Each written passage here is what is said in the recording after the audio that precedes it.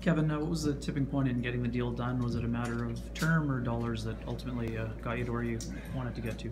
A lot went into this, I guess, entire negotiation, but it really, it's kind of one long summer is what it really is all about, and it's about trying to make everything, kind of work, and I feel really good about that, and I feel really good that, Josh and us were able to come to something that really worked for both sides.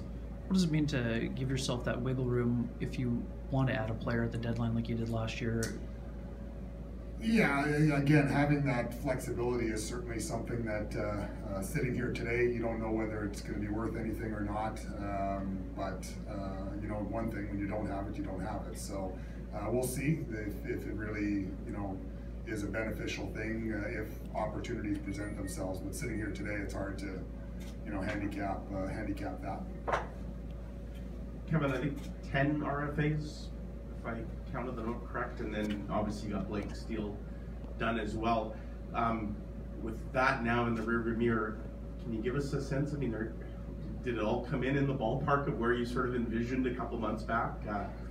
You're a victim in any time that you've got contracts to be signed, be it players that have arb rights, don't have arb rights, or you're dealing with players that are pending unrestricted free agents. There's a market that, again, we spend a lot of time. Larry Simmons in my office spends just an unbelievable amount of time, and he's exceptionally good at doing the job that he does.